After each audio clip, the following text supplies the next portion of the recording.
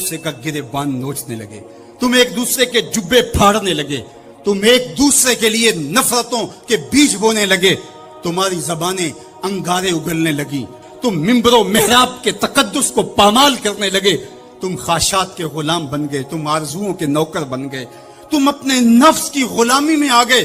तुम तो गुलाम थे आमिना के लाल के, तुमने कब से नफ्स की गुलामी इख्तियार कर ली, तुम कब से ख्वाहिश के नौकर बन गए, तुम कब से नफ्स के बंदे बन गए। तुमने उम्मत बनना है, तुमने रसूलुल्लाह का गुलाम बनना है। तुम्हारा लबो लहजा बताए हम हुजूर की उम्मती हैं, तुम्हारा तर्ज जिंदगी बताए तुम हुजूर की उम्मती हो। तुम तराजू पे कुछ तोल रहे हो तो लोग दूसरी तरफ भी मुंह करके खड़े हो जाएं, ये गलत नहीं तोल सकता, ये उम्मत रसूल है। तुम बोल रहे हो, लोगों को यकीन हो कि ये झूठ नहीं बोल सकता, ये रसूलुल्लाह का उम्मती है। तुम्हारी वहदत, तुम्हारा जोर है, तुम्हारी ताकत है, तुम्हारी तवानाई है। तो फरमाया वकज़ालिका जअलनाकुम उम्मतन, हमने तो उम्मत बनाया था तुम्हें। आज हुजूर के कल्बे अथर पे क्या गुजरती होगी जब शाम की बच्चियों के मुंह पे तमाचे मारे जाते हैं, जब बगदाद में हुजूर की उम्मत खानमा बर्बाद नजर आती है, जब बर्मा में आरी लेकर के आजाद काट दिए जाते हैं, दश्ते लैला से लेके कंधार तक, गजा से लेके कश्मीर तक लाशें ही लाशें बिखरी हुई नजर आती हैं। बस्ती बस्ती, करिया करिया, सहरा सहरा खून, उम्मत वाले उम्मत का है कितना सस्ता खून। शाम, कुदस, कश्मीर और बर्मा, किस किस का अहवाल कहूं। हर सू जख्मी, हर सू लाशें, हर सू बहता खून। उम्मत वाले उम्मत का है कितना सस्ता खून। आज उम्मत लहू लहू है। इस पूरी कायनात में 1 इंच भी जगह ऐसी नहीं है जहां आतशवाहन बरसता हो और वो कुफार की सरजमीन हो। जहां भी खून बहता है वो बस्ती मुसलमानों की है, जहां लाशें गिरते हैं वो घर मुसलमानों का है, जहां इस्मतें लुटती हैं वो खित्ता मुसलमानों का है। ये हमारे गुनाहों की सजा है जो हम काटने पे मजबूर हैं। और जब तक हम उम्मत नहीं बनते तब तक रुसवाइयां हमारा मुकद्दर होंगी।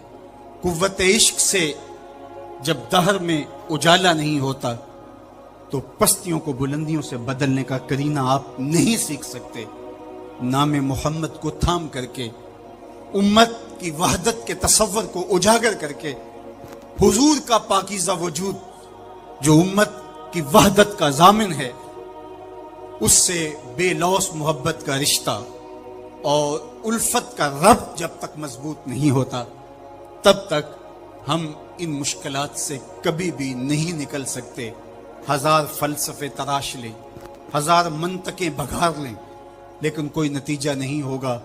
तुम्हें नतीजा तब ही मिलेगा जब हुजूर के कल्बे अथर को आराम पहुंचाओगे, जब उम्मत बन जाओगे, जब हुजूर अलैहिस्सलाम से वाबस्तगी अपना शियार जिंदगी बना लोगे, तो फिर दहर में उजाला और रोशनी हुजूर अलैहिस्सलाम के नाम के सदके से नसीब होगी और तकदीर का काजी तुम्हारी सजाएं माफ कर देगा।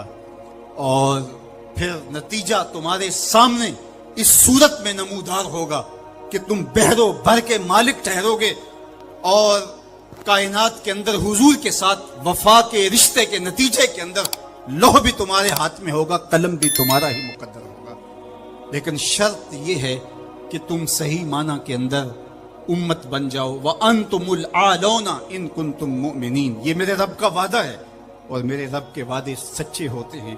कहा तुम उनके बन के तो देखो, इज्जत का ताज मैं तुम्हारे सर पे रखूंगा। और अफसोस तो ये है कि 56-57 इस्लामी मुल्कों के हुक्मरान बेहिस हो गए, उन्हें कुछ दिखाई नहीं दे रहा।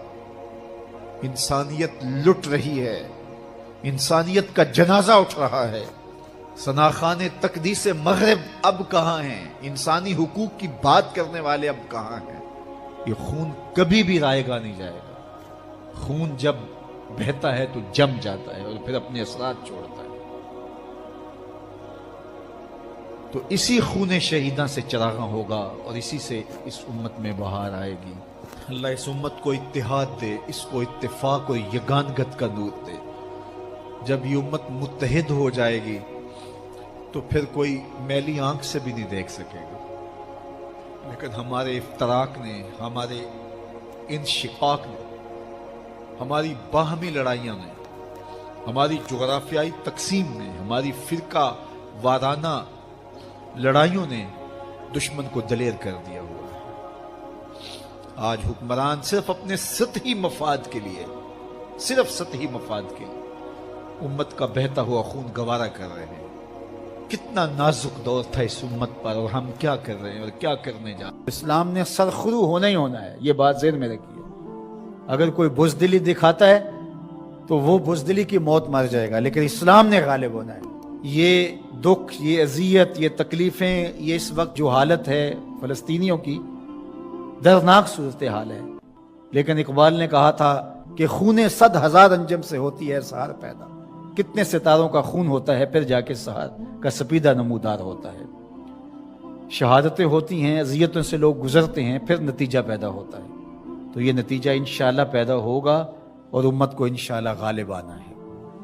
ہمیں اپنے حصے کا کام کرنا ہوگا، ہم نے ان کے ساتھ کھڑے ہونا ہے۔ اس وقت صورتحال یہ ہے کہ پوری دنیا کی اشرافیہ، ایک دو ممالک کے علاوہ، وہ ان کے ساتھ نہیں ہے۔ وہ بیان بازی کی حد تک اپنی عوام کو مطمئن کرنے کے لیے رسمی کارروائیاں کرتی ہے۔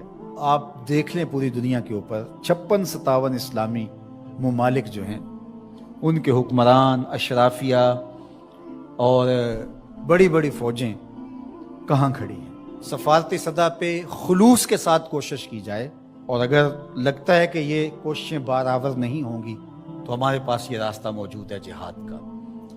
جب آپ کے پاس طاقت ہوگی، توانائی ہوگی، تو پھر آپ کی سفارتی بات بھی مانی جائے گی۔ رشی کے فاقوں سے ٹوٹا نہ برہمن کا طلسم، عصا نہ ہو تو کلیمی حکار بے بنیاد۔ حضرت موسیٰ اگر کلیم اللہ تھے، ایک ان کا وصف تھا، لیکن دوسرے ہاتھ میں عصا بھی تھا۔ جہاد کا آپشن موجود ہے آپ کے پاس، اور انہیں پتا ہو اگر ان کی بات سفارتی سطح پہ نہیں مانے گی تو یہ راستہ ان کا کھلا ہوا ہے اور اس سے گریز نہیں کریں گے، تو پھر آپ کی بات سفارتی سطح پہ مان لی جائے گی۔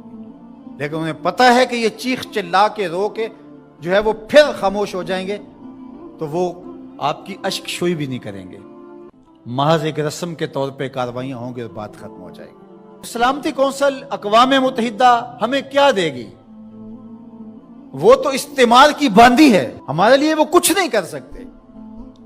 امت کو اپنا پلیٹ فارم فراہم کرنا ہوگا، اور امت کو اپنے مسائل حل کرنے کے لیے ہمارے پیغمبر نے جو راستہ جہاد کا دیا ہے اسی راستے پہ چلنا ہوگا۔ پھر دیکھنا کہ کس طرح کفر دم دبا کے باغتر گھٹنوں کے وال آتا ہے۔ مسلمان کا مقابلہ نہیں ہو سکتا اگر وہ غیرت پہ آ جائے تو۔ دوسرا، اس وقت وہاں بیچارے لوگ سسک رہے ہیں، ان کے پاس دوائیں موجود نہیں ہیں، اور ان کے پاس غذائی قلت ہے، مکان ان کے ختم ہو گئے۔ اقوام متحدہ کی رپورٹ کے مطابق 52,000 لوگ بے گھر ہو گئے، اور کہیں اس سے زیادہ لوگ بے گھر ہوئے، یہ تو ان کی رپورٹ ہے۔ تو اس لیے اللہ نے ہمیں آسودہ زندگی دی ہے، تو ہم آدھی روٹی کھا لیں اور آدھی روٹی ان اپنے مسلمان بھائیوں کے لیے بھیجنے کی کوشش کریں۔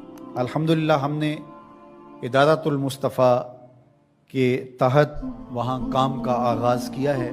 اگر کوئی ہمارے پہ اعتماد کرنا چاہے تو ہم بھی اس خدمت کے لیے حاضر ہیں، اور انشاءاللہ آج سے وہاں غزہ کے اندر اللہ کی توفیق سے کام کا آغاز ہو گیا ہے ان کی نصرت اور اعانت کے لیے۔ باقی مختلف ذرائع ہیں، ان کے ذریعے سے آپ جو ہے وہ ان کی مدد کر سکتے ہیں۔ آپ کو اطمینان ہو جہاں تو یہ کام کرنے کا ہے۔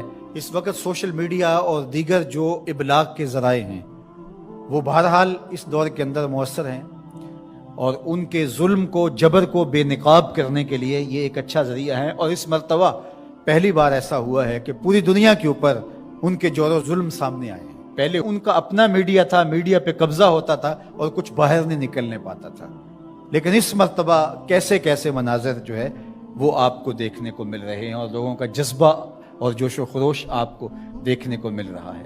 تو ہمارے پاس جو بھی ٹولز ہوں ان کے ذریعے سے ہم ان کی آواز کو پوری دنیا کے اوپر پہنچائیں۔ یہ ہمارا کام ہے جو ہمیں ہر صورت کرنا چاہیے۔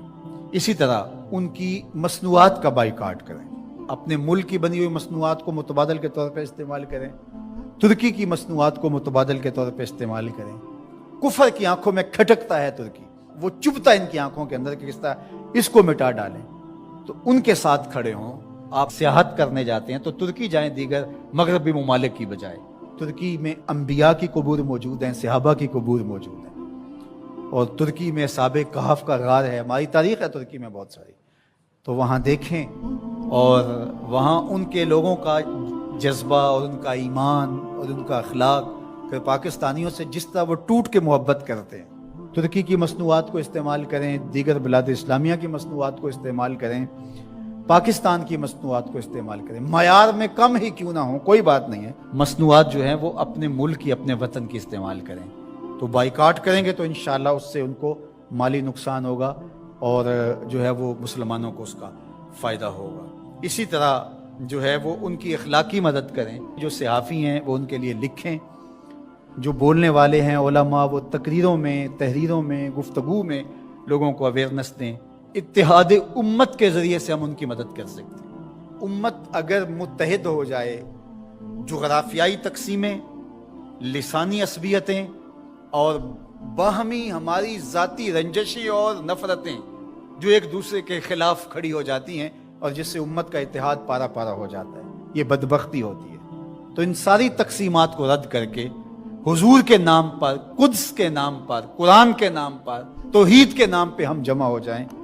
الکفر ملت واحدہ، سارا کفر ایک ملت ہے، تو مسلمان کیوں جمع نہیں ہو سکتے ہیں؟ حضور کے نام پہ سب جمع ہو جائیں۔ امت کی وحدت اس بات کا پیغام ہے کہ دشمن کے چھکے چھوٹ جائیں۔ میں اپنے ساتھ جڑے ہوئے تمام لوگوں کو کہتا ہوں، اپنی اولادوں کو بہت اچھا پڑھائیں، ان کی دینی تربیت آخری حد تک کریں، اور ان کی جو دنیاوی تعلیم ہے اس کو بھی بہتر سے بہترین انداز میں آگے لے کے جائیں۔ وہ ہر شعبے کے اندر آگے بڑھ کے شعبے کے اہم منصب تک پہنچیں، اور ان کے اندر جو راسخ مسلمان ہے وہ مضبوط تر ہو، وہ آپ کی آغوش سے گزرا ہے، وہ وہاں جا کر کے بھی جو ہے وہ پکا سچا مسلمان ہو۔ سب لوگ اس طرح جب آگے جائیں گے تو پھر نتیجہ آپ کے سامنے ہوگا، لیکن اگر ہم یہ نہیں کریں گے تو پھر ہم سوائے چیخنے چلانے کے، صدائے احتجاج بلند کرنے کے اور کچھ نہیں کر پائیں گے۔ تو بہرحال غالب تو آنا ہی آنا ہے اسلام نے، وہ پھر ہم نہیں ہوں گے، پھر اللہ تعالیٰ کسی اور کو منتخب کر لے گا ہماری جگہ پہ۔ اگر ہم چاہتے ہیں کہ ہم اور ہماری نسلیں اسلام کی نشأت کے کام آئیں، اسلام کی نہضت کے کام آئیں، تو اس کام کے لیے ہم اپنی نسلوں کو، اپنی اولادوں کو، اپنے رجال کار کو تیار کریں، تاکہ پھر ان جگہ پہ کھڑے ہو کر کے دین کی نصرت اور اعانت کے فریضے کو